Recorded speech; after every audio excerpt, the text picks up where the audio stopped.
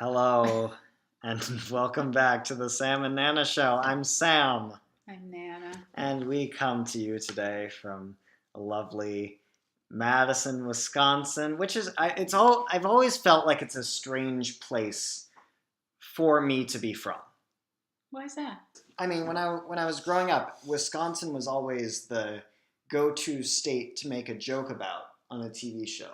Oh yeah? Yeah, like whenever there was like a character who was like weird or abnormal in some way, they were always from Wisconsin. Yeah. There was only one show that my grandmother was really happy if I watched, and it was That's So Raven.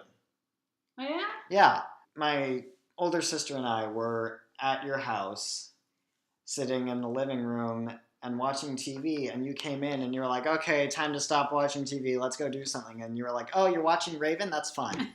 Because so many of the others were boring, and That's So Raven was a little cute. It was a Yeah. cute show. I could watch it. It was a good show. It's watchable. It was a good show. Yeah. I was a strange kid. But so adorable.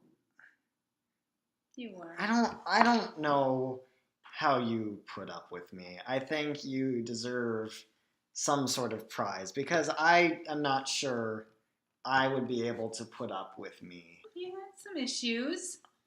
What were some of my issues, Nana? Well, you needed to have a little plastic kitchen knife that came from a kitchen set that your parents, I believe they gave you so that you would just have male toys and, fight the patriarchy. Right. But you turned most of the kitchen set into weapons, and the kitchen knife was your most beloved one, and you needed it with you. And if we didn't have it for some reason, we babysat you and we were going to watch a movie, we would cut one out of a cardboard in the shape of it, and that would make you happy. Yeah. Yeah. I was happy as long as I had a sword. I also made all the other parts of that kitchen set into weapons, which was the beginning of my masculine alpha mindset in action. You were obsessed with North Carolina, which meant you were obsessed with Clay Aiken. I was obsessed with Clay Aiken on American Idol, and when he lost, you went upstairs. I was already upstairs. Actually, I have no idea. I only know that what my grandmother is leading to is that I cried in a bathtub. Yes. I think my childhood was less strange than your childhood. Based on what I've heard. Mm-hmm. Probably. I mean, you grew up in a different time. Yes. Bubby was born in America, but her parents weren't, and even her siblings weren't. So they were really, first generation tenement, Lower East Side types. My father also, his parents, they all came from the same part of the world. The Russia. They're Litvak shtetls. Yes. I think I would do really well in a shtetl. I think you were probably in one in another life. My evidence for this belief is Fiddler on the Roof. Mm-hmm. Specifically the line in Matchmaker, when they say, matchmaker, matchmaker, I'll bring the veil, you bring the groom, slender and pale. Oh. Like my body is the ideal. Yeah. Is the Stetelian concept of the perfect male form. I'm not sure you would have liked being in my childhood. No. Probably not. I had an Aunt Ida. My Aunt Ida was always upset about something in her life. And one time my sister asked her about why she was complaining about something with her health, and she said, "You think it's so easy to live?" And my sister said, "Well, the alternative is dying." And Aunt Ida said, "You think it's so easy to die?" I love that. That's like a parable.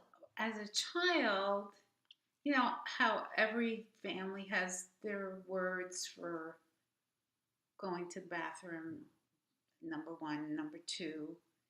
And when I was growing up in Brooklyn, um, well, like most kids called number two duty. And that was normal, Yeah, duty. that is. Is it still? Yeah, People still yeah, that's call the it thing. duty? Yeah. Okay.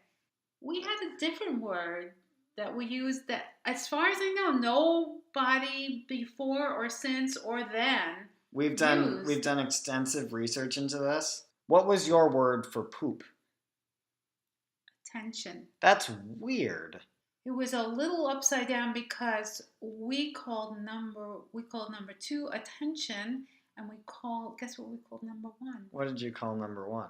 Duty. What? That's a So wacky, and it's not even like anyone called P attention.